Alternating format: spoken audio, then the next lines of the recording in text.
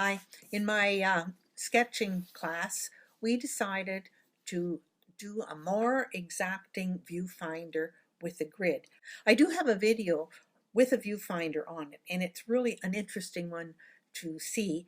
This time, because they're used to using the plain viewfinder, I decided to make a few changes to it. And what I did was I made on a heavier piece of paper a series of rectangles and squares.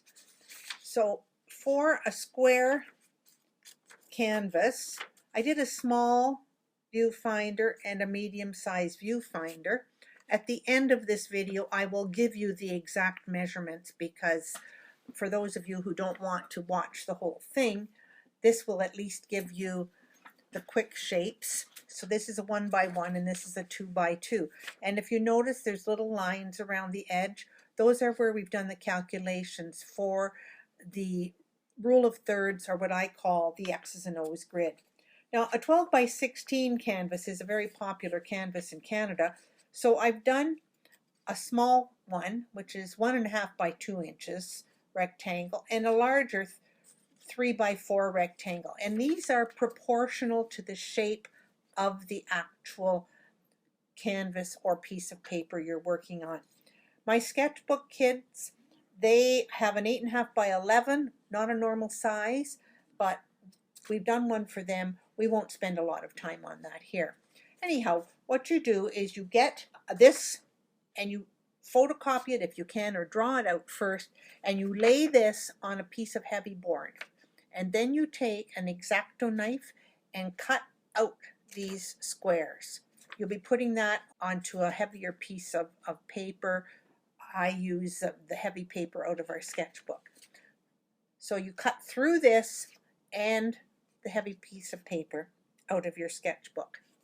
Once you've got those cut out, these little lines that I have, you put on the side, and that will help you go the next step. After that, the basic premise of this is you slide this into a clear 3-ring binder sleeve. And once you get that in there, you get a black magic marker and you join the little lines on each side to make the grid. Either I call it the X's and O's grid, there's other more artistic minded descriptions of it, or the rule of thirds, but that's what I do. And then you take your ruler and you put the grid on and use that to figure out what you're going to draw. Now, if you don't want to watch this any further, that's fine, but I have done the actual measurements for these squares and actually shown you how to use this viewfinder. So I hope you stay, but if you don't, I understand. For the squares, 1x1 square, each dividing line in here is 5/16 of an inch, and that would be on all 4 sides. On the 2x2 square, the grid is 5/8 of an inch on each side. Now, the 12x16 canvas is proportional to the actual canvas. So a 1.5 inch by a 2 inch rectangle. The bottom line of this, they're 1/2 inch lines on the grid, and on the sides, they're 5/8 inch. And when you look at this one, you can see that.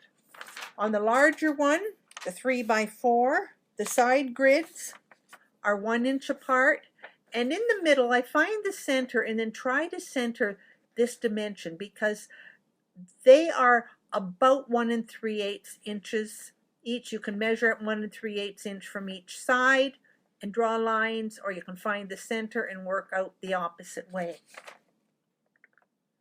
So that's how we start that. And then we can go and get a piece of something to draw. And I decided to work on picking a piece of roosters because they're kind of cool to demonstrate what we're doing. Roosters with their flock of chickens. So you take something like this if you want to make it bigger. And you put this in behind your grid. And I'm going to use this shape here to show you. I'm going to move this around and say, well, that's not too good because that is the rule of forward motion, which is applied to this. This rooster does not have room to move forward. So you have to remember the rule of forward motion. You have to give whatever it is, in this case this rooster, optical room to move forward. The composition is better here. When you put them there, the composition is not comfortable to watch. So you can move the grid up and down over this. You can have the rooster, don't have him sitting dead center in the middle. Again, not the greatest composition.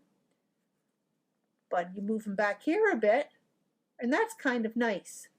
If you want to make them a bit lower and you don't have more greenery there, you just make them lower and add more greenery in behind him. So there you go, how to make a grid on a viewfinder rather than just using the straight viewfinder. Hope you like it, and we'll see you soon.